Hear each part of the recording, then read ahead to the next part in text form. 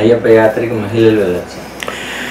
శబరిమల యాత్రకు మహిళలు వెళ్ళవచ్చా, అసలు వెళ్ళకూడదా, ఏ వయసు వాళ్ళు వెళ్ళాలి, ఏ వయసులో వాళ్ళు వెళ్ళకూడదు అంటే మహిళలు వెళ్ళకూడదని ఎక్కడా లేదండి. 12 సంవత్సరాలు ఉన్న లోపు ఉన్నటువంటి కన్యాస్త్రీలు బాలికలు వెళ్ళొచ్చు, 55 సంవత్సరాల పైచిలకు వాళ్ళు వెళ్ళొచ్చు. మిగతా సమయంలో ఎందుకు వెళ్ళకూడదు అంటే ఋతుచక్రం వాళ్ళకి వస్తూ ఉంటుంది కాబట్టి, దీక్ష ఉన్న వాళ్ళే శబరిమలకి వెళ్తూ ఎక్కువ శాతం ఉంటారు కాబట్టి వాళ్ళకి అక్కడ స్నానాధికాలు, కొండ ఎక్కడాలు, ఇబ్బందులు ఇవన్నీ జరుగుతూ ఉంటాయి కాబట్టి వెళ్ళకూడదు అన్నారు. కానీ అయ్యప్ప స్వామియే ప్రతి మహిళలకి అనుగ్రహం ఇవ్వడానికి పల్లె పల్లెకి, ఊరికి, జిల్లాకి ప్రతి 10 కిలోమీటర్కి ఒక అయ్యప్ప స్వామి దేవాలయంగా వచ్చేసారు. శబరిమల అయ్యప్ప వేరు, మీ ఊర్లో ఉన్న అయ్యప్ప వేరు కాదు కాబట్టి మీరు ప్రతిరోజు ఇక్కడ దేవాలయంకి నమస్కారం చేయండి, వెళ్ళి శరణమయ్యప్ప.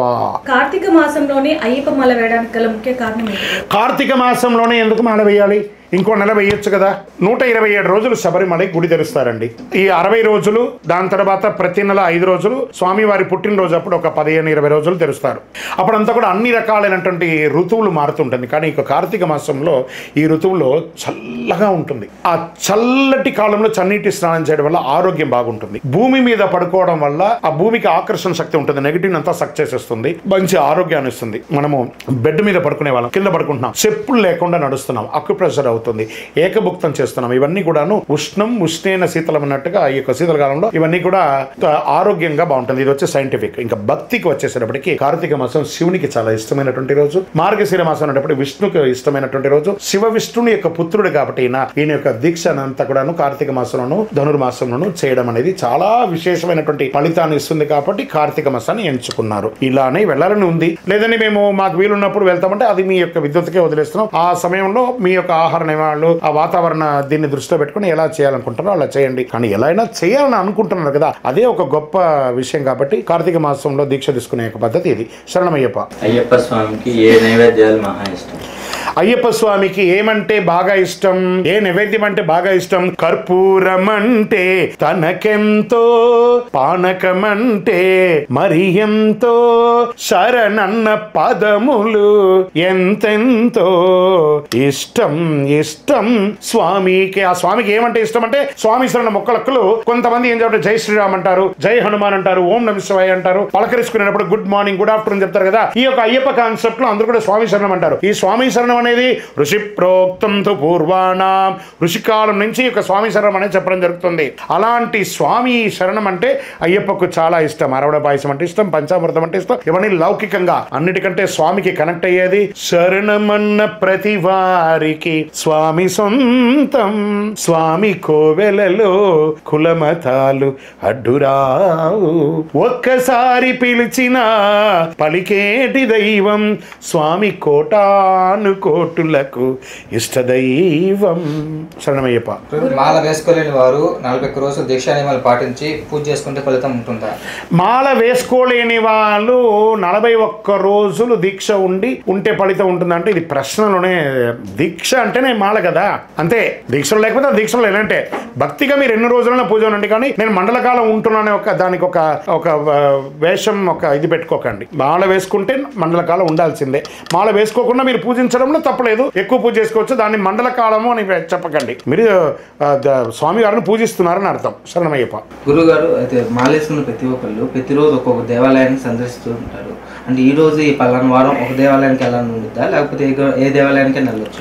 స్వామి వారు మనకు జీవితాన్ని ఇచ్చాడు. ఇక్కడ మనం 20-30 ఉన్నాం అనుకోండి, నీకు ఒక రోజు టైం ఇస్తాను, వారికి ఒక రోజు టైం ఇస్తాను, నువ్వు 10 రోజులు లేకుండా లోపల ఉండు, నేను వారితో ఉంటానంటే ఒప్పుకుంటాడా? అలా కాదు కదా. పుట్టినప్పటి నుంచి మనం మరణించేందుకు లబ్డబ్ కొట్టుకుంటుంది. ఈ రోజు ఈయన దాంట్లో లబ్డబ్ కొట్టుకుంటా, ఆయన దాంట్లో లబ్డబ్ కొట్టుకుంటా అంటే నెక్స్ట్ డే నేను ఏమంటారు? దీనికి నియమాలంతా ఎవరు పాటించలే, ఇవన్నీ కూడా క్రియేషన్సే. మాల వేసుకున్నారా, వెళ్ళండి సార్. దేవాలయంలో ఆ భక్తులు నడయాడిన పాదధూళిలోనే భగవంతుడు ఉంటాడు కాబట్టి ఏ దేవాలయానికైనా వెళ్ళండి, కానీ వెళ్ళడం అలవాటు చేసుకోండి. వెళ్తూ మీ ఇంట్లో కుటుంబ సభ్యులతో కూడా పాటు వెళ్ళండి, కానీ వెళ్ళడం అలవాటు చేసుకోండి. శరణమయ్యప్ప. గురుగారు, మాల 2 సార్లు వేసుకోవచ్చు, 2 సార్లు వేస్తే 3సారి కూడా ఖచ్చితంగా వేసుకుంటారు. మాల ఎన్నిసార్లు వేసుకోవాలి? ఒకసారి 2 సార్లు వేసుకుంటే జీవితకాలం మాల వేసుకోవాలా, లేకపోతే మన రూల్స్ ఏమైనా ఉంటాయంటే, మనం ఈరోజు భోజనం చేస్తామండి. ఫస్ట్ ఏం చేస్తాం? పచ్చడి అన్నం తింటాం, మళ్ళీ పప్పు అన్నం తింటాం, మళ్ళీ సాంబార్ అన్నం తింటాం, మజ్జిగ అన్నం తింటాం. దాని ఏమైనా ఒక ముద్ద తీసుకోకుండా దాంట్లో ఎన్ని మెతుకులు ఉంటాయన్నా లెక్క ఉందా? తినే భోజనానికి ఒక లెక్క లేదు. అలాంటప్పుడు యాత్రకు దీక్షకు ఒక లెక్కన నా జీవం ఉన్నంత కాలం నా ఎదలో పలికెను అయ్యప్ప నామం హరిహర సుతుడే నా ఎదలో పీఠం వేసను చిరకాల. మీకు వెళ్ళాలనిపిస్తే ఎన్నిసార్లు వీలుంటే అన్ని వెళ్ళండి. శరణమయ్యప్ప. మాలేసుకున్న వాళ్ళే ఈ 18 మెట్లు, శబరిమల ఏదైతే 18 మెట్లు ఉందో మాలధారంలో ఉన్న వాళ్ళే ఎక్కుతారు, మిగిలిన వాళ్ళు ఎందుకు ఎక్కకూడదు? శబరిమల ఇది బాగా చూడండి, కెమెరా వాళ్ళు కూడా ఇక్కడ దీన్ని చూసుకోండి. ఇక్కడ 18వ బడిని మాల వేసిన వాళ్ళు మాత్రమే ఎక్కాలన్నారు కదా, మిగతా వాళ్ళు ఎక్కకూడదు అని అంటే స్వామివారు ఒక బాణం వేస్తే 5గా చీలిందట. అది అచ్చన్గోవిల్, ఆర్యంగావు, కుళతుపడి, ఎరిమేలి అనే 5 స్థలంలో శబరిమలలో పడింది. ఈ 4 చోట్ల కూడా దేవాలయం కింద ఉండింది. శబరిమలలో మాత్రం ఇలా ఎత్తైన పీఠంగా ఉండిపోయింది. ఈ ఎత్తైన చిన్న పిల్లవాడు 12 ఏళ్ల పసివాడు స్వామివారి చిన్ముద్ర రూపంలో శ్రీచక్ర యోగపీఠం మీద ఆయన కూర్చోవాలి అని అనుకున్నప్పుడు, ఎలా ఎక్కాలనుకున్నప్పుడు 18 మంది దేవతలు మగిషి అనే రాక్షసుని సంహరించిన కృతజ్ఞతతో ఒకరిపై ఒకరు మెట్ల వల్లే పరుండి, స్వామి లోకరక్షక మీ చిట్టి చిన్నారి పాదాన్ని మాపై మోపి ఈ యొక్క యోగపీఠాన్ని అధిష్ఠించని చెప్పగానే స్వామివారు ఒక్కొక్క మెట్టు ఎక్కి 18వ బడికి ఎక్కారు. ఈ 18వ బడి మీదకి ఎక్కగానే ఈ దేవతలందరూ ఏమంటున్నారు, స్వామి లోకరక్షకుడైనటువంటి వారు మీరు మాపై కాలు మోపారు, మరి ఈ రోజు నుంచి మిమ్మల్ని దర్శనానికి వచ్చినటువంటి సామాన్య ప్రజలు కూడా దీని మీద కదా మనం మోపాలి,